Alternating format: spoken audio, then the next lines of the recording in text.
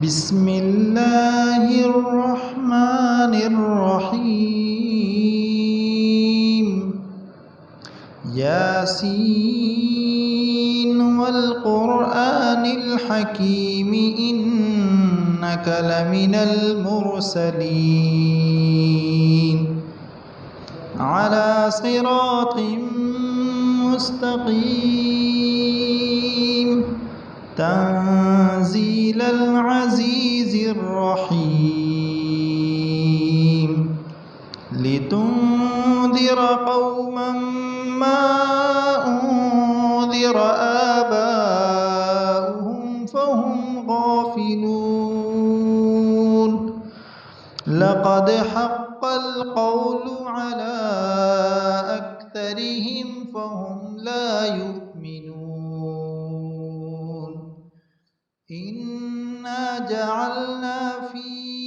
أعناقهم أغلالا فهي إلى الأذقان فهم مقمحون وجعلنا من بين أيديهم سدا ومن خلفهم سدا فأغشيناهم فهم لا يبصرون وسواء عليهم أأنذرتهم أم لم تنذرهم لا يؤمنون إنما تنذر من اتبع الذكر وخشي الرحمن بالغيب فبشره بمغفرة وأجر كريم إنا نحن نحيي الموتى ونكتب ما قدموا وآثارهم وكل شيء أحصيناه في إمام مبين واضرب لهم مثلا أصحاب القرية إذ جاءها المرسلون إذ أرسلنا إليهم اثنين فكذبوهما فعززنا بثالث فقالوا إنا إليكم مرسلون قالوا ما أنتم إلا بشر مثلنا وما أنزل الرحمن من شيء إن أنتم إلا تكذبون قالوا ربنا يعلم إنا إليكم لمرسلون وما علينا إلا البلاغ المبين قالوا إنا تطيرنا بكم لئن لم تنتهوا لنرجمنكم وليمسنكم منا عذاب أليم قالوا طائركم معكم أئن ذكرتم بل أنتم قوم مسرفون وجاء من أقصى المدينة رجل يسعى قال يا قوم اتبعوا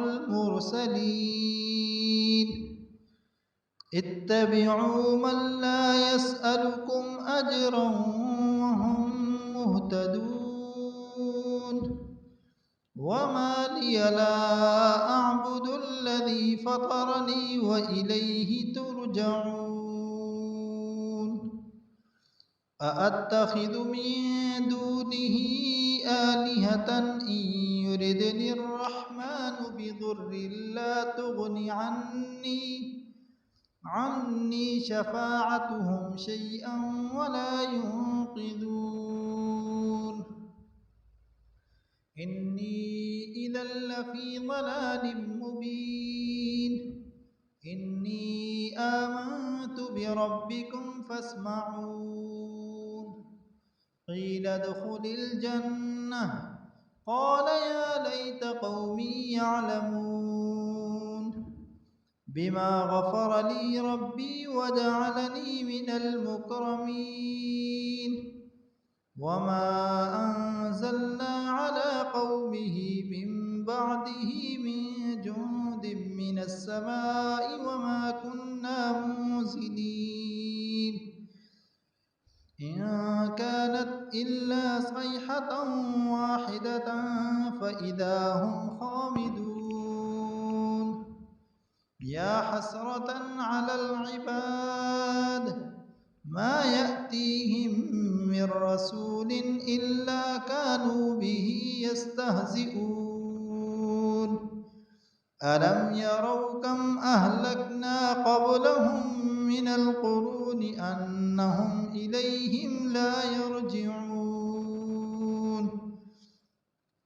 وإن كل لما جميع لدينا محضرون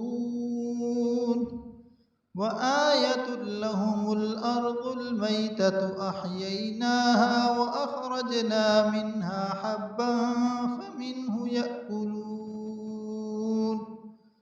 وجعلنا فيها جنات من نخيل وأعناب وفجرنا فيها من العيون ليأكلوا من ثمره وما عملته أيديهم أفلا يشكرون سبحان الذي خلق الأزواج كلها مما تنبت الأرض ومن أنفسهم ومما لا يعلمون وآية لهم الليل نسلخ منه النهار فإذا هم مظلمون والشمس تجري لمستقر لها ذلك تقدير العزيز العليم والقمر قدرناه منازل حتى عاد كالعرجون القديم لا الشمس ينبغي لها أن تدرك القمر ولا الليل سابق النهار وكل في فلك يسبحون وآية لهم أنا حملنا ذريتهم في الفلك المشحون وخلقنا لهم من مثله ما يركبون وإن نشأ نغرقهم فلا صريخ لهم ولا هم ينقذون إلا رحمة منا ومتاعا إلى حين وإذا قيل لهم اتقوا ما بين أيديكم وما خلفكم لعلكم ترحمون وما تأتيهم من آية من آيات ربهم إلا كانوا عنها معرضين وإذا قيل لهم أنفقوا مما رزقكم الله قال الذين كفروا للذين آمنوا أنطعم من لو يشاء الله أطعمه إن أنتم إلا في ضلال مبين ويقولون متى هذا الوعد إن كنتم صادقين ما ينظرون إلا صيحة واحدة تأخذهم وهم يخصمون فلا يستطيعون توصية ولا إلى أهلهم يرجعون ونفخ في الصور فإذا هم من الأجداث إلى ربهم ينسلون قالوا يا ويلنا من بعثنا من مرقدنا هذا ما وعد الرحمن وصدق المرسلون إن كانت إلا صيحة واحدة فإذا هم جميع لدينا محضرون فاليوم لا تظلم نفس شيئا ولا تجزون إلا ما كنتم تعملون إن أصحاب الجنة اليوم في شغل فاكهون هم وأزواجهم في ظلال على الأرائك متكئون لهم فيها فاكهة ولهم ما يدعون سلام قولا من رب رحيم وامتازوا اليوم أيها المجرمون ألم أعهد إليكم يا بني آدم ألا تعبدوا الشيطان إنه لكم عدو مبين وأن اعبدوني هذا صراط مستقيم ولقد أضل منكم جبلا كثيرا أفلم تكونوا تعقلون هذه جهنم التي كنتم توعدون اصلوها اليوم بما كنتم تكفرون اليوم نختم على أفواههم وتكلمنا أيديهم وتشهد أرجلهم بما كانوا يكسبون ولو نشاء لطمسنا على أعينهم فاستبقوا الصراط فأنى يبصرون ولو نشاء لمسخناهم على مكانتهم فما استطاعوا مضيا ولا يرجعون ومن نعمره ننكسه في الخلق أفلا يعقلون وما علمناه الشعر وما ينبغي له إن هو إلا ذكر وقرآن مبين لينذر من كان حيا ويحق القول على الكافرين أولم يروا أنا خلقنا لهم مما عملت أيدينا أنعاما فهم لها مالكون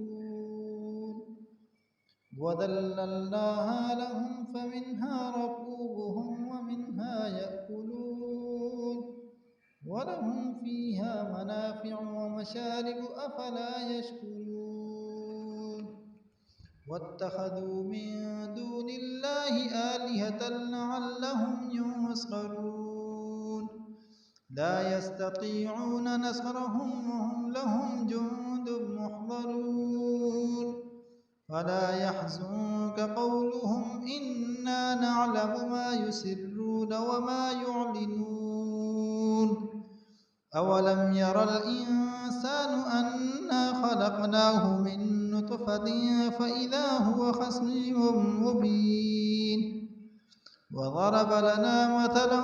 ونسي خلقه قال من يحيي العظام وهي رميم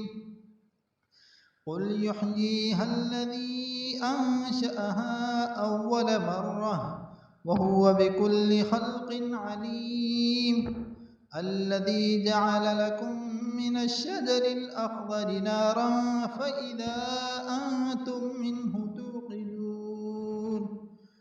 أوليس الذي خلق السماوات والأرض بقادر على أن يخلق مثلهم بلى وهو الخلاق العليم إنما أمره إذا أراد شيئا أن يقول له كن فيكون فسبحان الذي بيده ملكوت كل شيء وإليه ترجعون بسم الله الرحمن الرحيم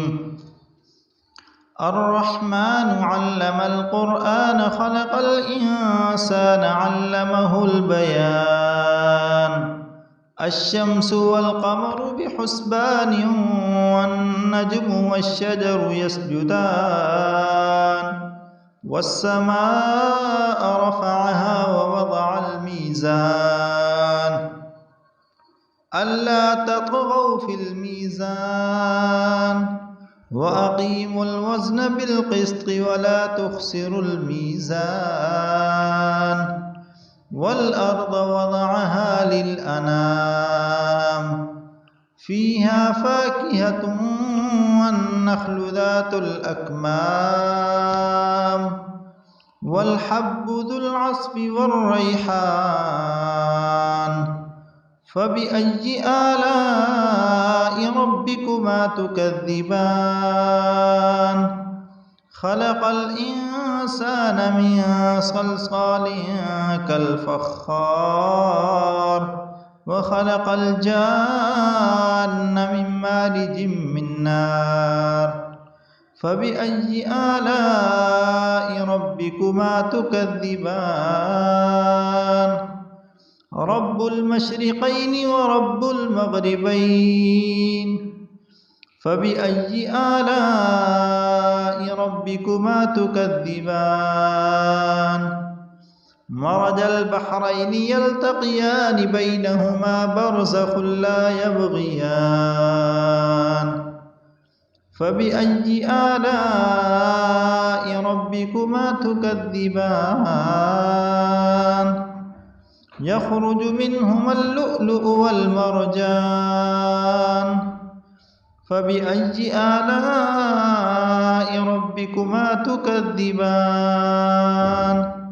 وله الجوار المنشآت في البحر كالأعلام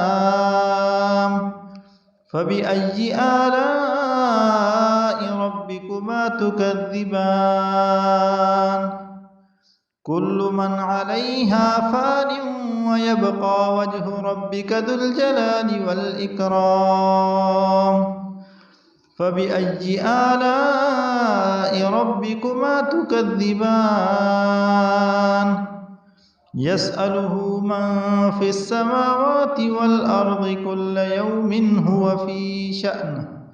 فبأي آلاء ربكما تكذبان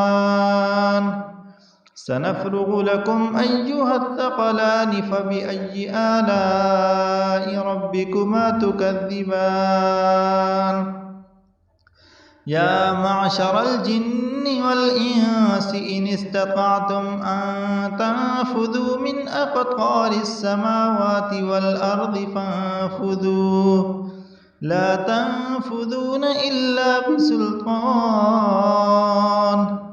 فبأي آلاء ربكما تكذبان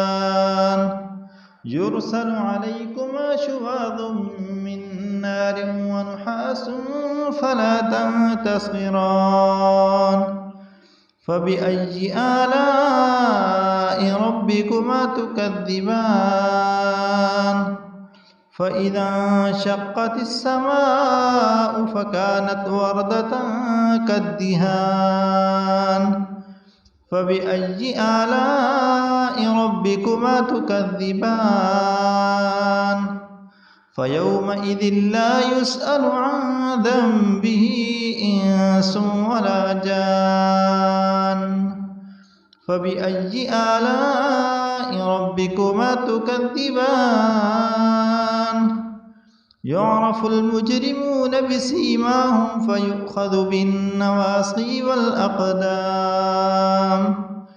فبأي آلاء ربكما تكذبان هذه جهنم التي يكذب بها المجرمون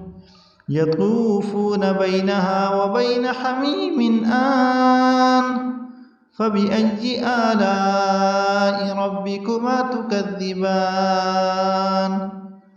ولمن خاف مقام ربه جنتان فبأي آلاء ربكما تكذبان ذواتا أفنان فبأي آلاء آلاء ربكما تكذبان فيهما عينان تجريان فبأي آلاء ربكما تكذبان فيهما من كل فاكهة زوجان فبأي آلاء ربكما تكذبان متكئين على فرش بطائنها من استبرق وجنى الجنتين دان فبأي آلاء ربكما تكذبان فيهن قاصرات الطرف لم يطمثهن إنس قبلهم ولا جان فبأي آلاء ربكما تكذبان كأنهن الياقوت والمرجان فبأي آلاء ربكما تكذبان هل جزاء الإحسان إلا الإحسان فبأي آلاء ربكما تكذبان ومن دونهما جنتان فبأي آلاء ربكما تكذبان مدهامتان فبأي آلاء ربكما تكذبان فيهما عينان نضاختان فبأي آلاء ربكما تكذبان فيهما فاكهة ونخل ورمان فبأي آلاء ربكما تكذبان فيهن خيرات حسان فبأي آلاء ربكما تكذبان حور مقصورات في الخيام فبأي آلاء ربكما تكذبان لم يطمثهن إنس قبلهم ولا جان فبأي آلاء ربكما تكذبان تبارك اسم ربك ذي الجلال والإكرام بسم الله الرحمن الرحيم إذا وقعت الواقعة ليس لوقعتها كاذبة خافضة رافعة إذا رجت الأرض رجا وبست الجبال بسا فكانت هباء منبثا وكنتم أزواجا ثلاثة فأصحاب الميمنة ما أصحاب الميمنة وأصحاب المشأمة ما أصحاب المشأمة والسابقون السابقون أولئك المقربون في جنات النعيم ثلة من الأولين وقليل من الآخرين على سرر موضونة متكئين عليها متقابلين يطوف عليهم ولدان مخلدون بأكواب وأباريق وكأس من معين لا يصدعون عنها ولا ينزفون وفاكهة مما يتخيرون ولحم طير مما يشتهون وحور عين كأمثال اللؤلؤ المكنون جزاء بما كانوا يعملون لا يسمعون فيها لغوا ولا تأثيما إلا قيلا سلاما سلاما وأصحاب اليمين ما أصحاب اليمين في سدر مخضود وطلح منضود وظل ممدود وماء مسكوب وفاكهة كثيرة لا مقطوعة ولا ممنوعة وفرش مرفوعة إنا أنشأناهن إنشاء فجعلناهن أبكارا عربا أترابا لأصحاب اليمين ثلة من الأولين وثلة من الآخرين وأصحاب الشمال ما أصحاب الشمال في سموم وحميم وظل من يحموم لا بارد ولا كريم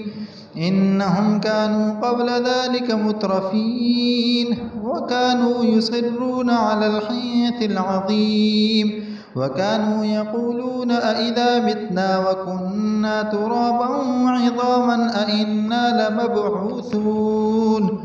أو آباؤنا الأولون قل إن الأولين والآخرين لمجموعون إلى ميقات يوم معلوم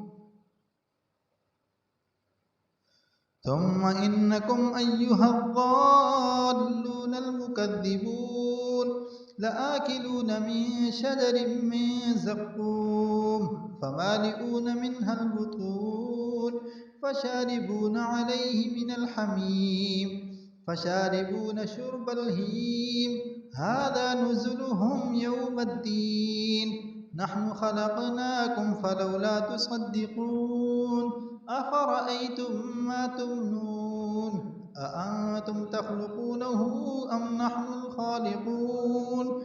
نحن قدرنا بينكم الموت وما نحن بمسبوقين على أن نبدل أمثالكم وننشئكم فيما لا تعلمون ولقد علمتم النشأة الأولى فلولا تذكرون أفرأيتم ما تحرثون أأنتم تزرعونه أم نحن الزارعون لو نشاء لجعلناه حطاما فظلتم تفكهون إنا لمغرمون بل نحن محرومون أفرأيتم الماء الذي تشربون أأنتم أنزلتموه من المزن أم نحن المنزلون لو نشاء جعلناه أجاجا فلولا تشكرون أفرأيتم النار التي تورون أأنتم أنشأتم شجرتها أم نحن المنشئون نحن جعلناها تذكرة ومتاعا للمقوين فسبح باسم ربك العظيم فلا أقسم بمواقع النجوم وإنه لقسم لو تعلمون عظيم إنه لقرآن كريم في كتاب مكنون لا يمسه إلا المطهرون تنزيل من رب العالمين أفبهذا الحديث أنتم مدهنون وتجعلون رزقكم أنكم تكذبون فلولا إذا بلغت الحلقوم وأنتم حينئذ تنظرون ونحن أقرب إليه منكم ولكن لا تبصرون فلولا إن كنتم غير مدينين ترجعونها إن كنتم صادقين فأما إن كان من المقربين فروح وريحان وجنة نعيم وأما إن كان من أصحاب اليمين وأما إن كان من المكذبين الضالين فنزل من حميم وتصلية جحيم إن هذا لهو حق اليقين فسبح باسم ربك العظيم بسم الله الرحمن الرحيم تبارك الذي بيده الملك وهو على كل شيء قدير الذي خلق الموت والحياة ليبلوكم أيكم أحسن عملا وهو العزيز الغفور الذي خلق 7 سماوات طباقا ما ترى في خلق الرحمن من تفاوت فارجع البصر هل ترى من فطور ثم ارجع البصر كرتين ينقلب إليك البصر خاسئا وهو حسير ولقد زينا السماء الدنيا بمصابيح وجعلناها رجوما للشياطين وأعتدنا لهم عذاب السعير وللذين كفروا بربهم عذاب جهنم وبئس المصير إذا ألقوا فيها سمعوا لها شهيقا وهي تفور تكاد تميز من الغيظ كلما ألقي فيها فوج سألهم خزنتها ألم يأتكم نذير قالوا بلى قد جاءنا نذير فكذبنا وقلنا ما نزل الله من شيء إن أنتم إلا في ضلال كبير وقالوا لو كنا نسمع أو نعقل ما كنا في أصحاب السعير فاعترفوا بذنبهم فسحقا لأصحاب السعير إن الذين يخشون ربهم بالغيب لهم مغفرة وأجر كبير وأسروا قولكم أو اجهروا به إنه عليم بذات الصدور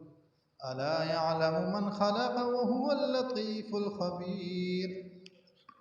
هو الذي جعل لكم الأرض ذلولا فامشوا في مناكبها وكلوا من رزقه وإليه النشور أأمنتم من في السماء أن يخسف بكم الأرض فإذا هي تمور أم أمنتم من في السماء أن يرسل عليكم حاصبا فستعلمون كيف نذير ولقد كذب الذين من قبلهم فكيف كان نكير أولم يروا إلى الطير فوقهم صافات ويقبضن ما يمسكهن إلا الرحمن إنه بكل شيء بصير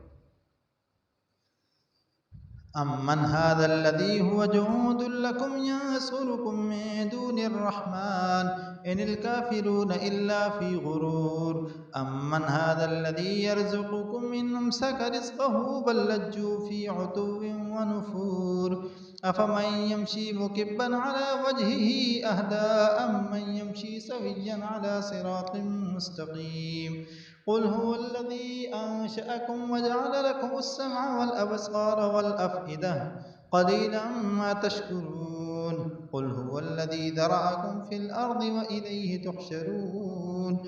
ويقولون متى هذا الوعد إن كنتم صادقين